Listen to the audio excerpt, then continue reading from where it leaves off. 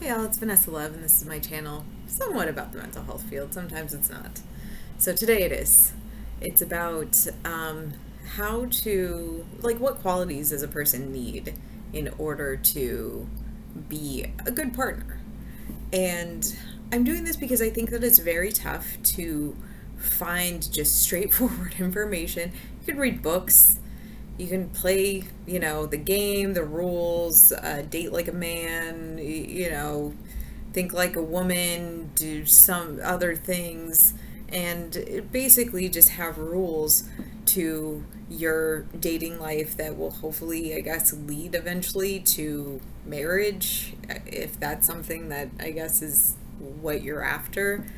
Dating is complicated, and lots of my clients struggle through figuring out how to communicate, how to get their needs met, and then if someone is a jerk, like just not engaging with that person and eventually blocking them on things, which can be very difficult because sometimes people will just find another way to contact you. And I think one of the scary things about the internet is that you can make a million free email addresses and start making as many YouTube channels, Instagrams, TikToks, Twitter, Facebook.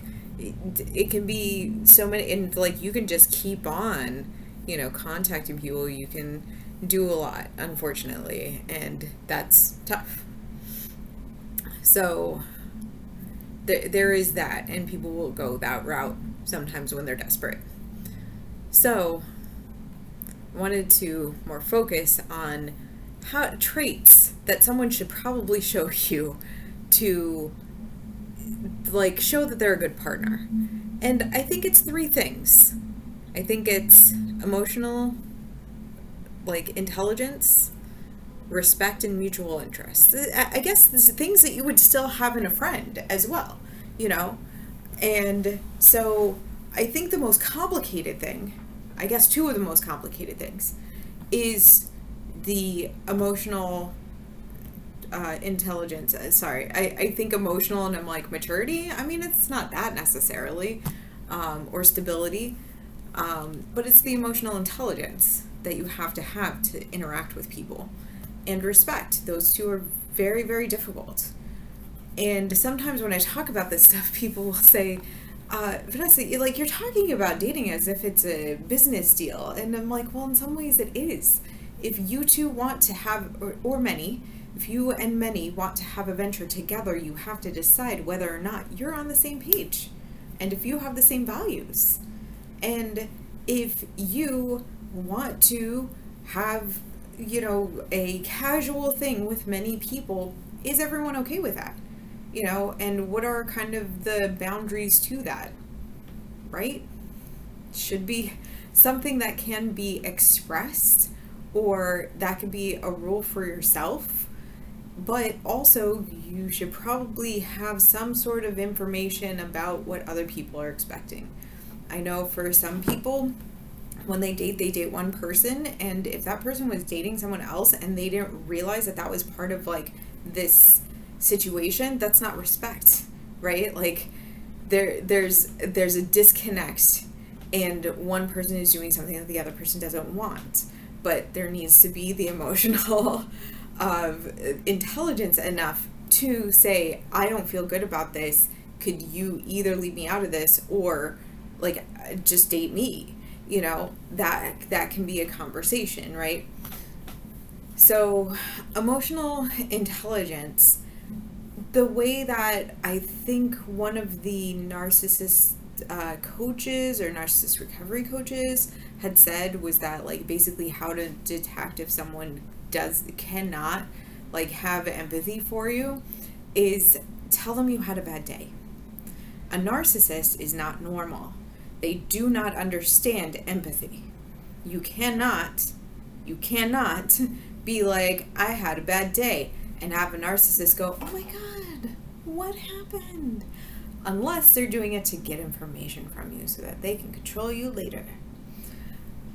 Normal people will ask, oh my God, yeah, just tell me what happened. Like, that's so unfortunate. I feel so bad. A narcissist will pull a whole bunch of other stuff. Everyone has bad days. You're no different. You're not special. You know? And I mean, that's like, I mean, at that point, do you just kind of accept that this person doesn't like you? Maybe you should move on. And if you feel that they are saying, oh my God, what happened? So that they can later be like, you know, when you had that bad day with that bitch Maria, like, you know, that was on you. You were the problem in that situation. I know I told you that you weren't the problem, but you were. Like, so that I can bring, that could come back a year, 10 years, like just a long time later, because they have just been, just put, like, there's this old fashioned thing called a Rolodex. They just put that, they just take that moment and put it in their Rolodex so that they can be like, what can I use to upset this person today? It's fucked up. It's why you probably don't want to date them. It's why you say this early on in the dating process so that you can figure out that this is not the person for you. So there's that part. Then there's a respect. Are you a casual thing? Are you a situationship? Are you heading towards a relationship? Is there marriage maybe involved? Is this a polyamorous thing? Like, what are the boundaries of the polyamorous relationship? What's going on? You know, are kids going to be involved? Are you divorced? Maybe there are kids involved, but it's, you know, like they would be like possible stepchildren. How comfortable do you feel? Like, again, I know this seems like this is a business deal, but you do have to know on some level at some point going into a situation what you might want out of it. What I can't stand, and my clients I think know this, is when someone goes, oh, well, you know, whatever will happen will happen. No, fuck no. Stop what you're doing. You either want to pursue this relationship, like pursue this person in some capacity and not be an asshole, or you don't want that. Like, start being emotionally mature and saying, this is what I want. This is what I intend. And also, I really wish that this was like a better conversation at some point, but how you want to text or communicate. Some people are not text people. They want phone calls or they want you to show up. I'm neither. Like, I do not want a phone call and I don't want people to show up. I want people to text me. And like, the faster that they text, you know, an hour later, the next day, that's great. Yay, wonderful, woohoo. But some people, they are busy, they're not texters, they don't want that, it's very difficult for them, so they want someone who maybe in a week will be like, hey, do you want to hang out tonight? For me, that's no. Like, if you want to get on the books, no, just kidding. That, like, friends, you know, they know that like everything kind of fills up, so it's like, well, I'm not getting home until like 9 or 10, so no, I'm not doing anything at that hour, so that, because I'm gonna sleep, go to the gym, and then go to work. Like, that, my schedule's already done. Like, we're not doing this.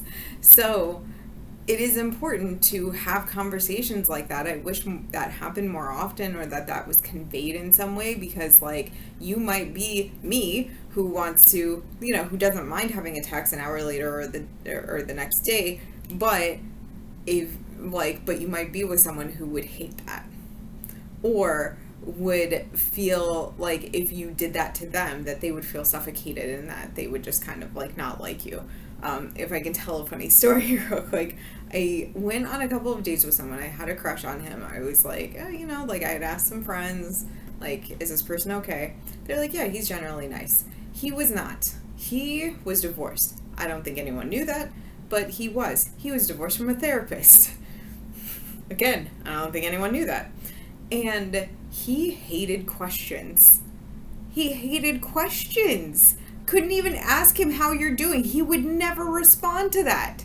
He did not like, and I'm like, I kind of get it, but like, Jesus there, bud. Like, So I had like all of these little like dance arounds where I'd be like, well, it'd be nice if sometime we would be able to hang out.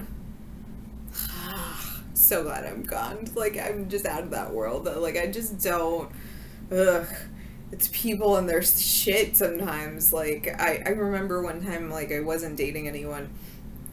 And this guy at the psych hospital was like, hey, like, why don't you date people? It's like, because my job is really hard and I just don't have the capacity to hang out with someone and figure out their shit while I'm also working on myself, my thesis, school, my internship, and taking and having this job, And he took it in. It was a therapeutic moment. It was a teachable moment. He was like, yeah, like taking account for all the things that you do have to do, and what mental toll that might take on you, because we didn't have the phrase emotional labor at that point, and like think about how you want to go forward with things, and if it's too tough, it's too tough. You just don't go through it.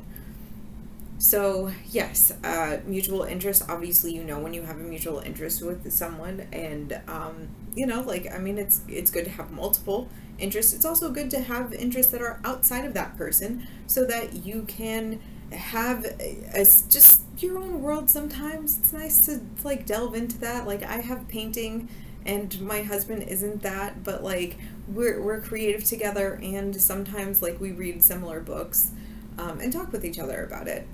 Sometimes I read books about work, and I don't talk to anyone about that. Kind of wish that they counted towards my continuing education credits for all of the places that I'm licensed, but I do the things that I am required to do for each state, and that's going to be eventually another video. Well, I hope this was helpful, and I wish you luck on your dating adventures, and that you find what you're looking for. All right, thanks.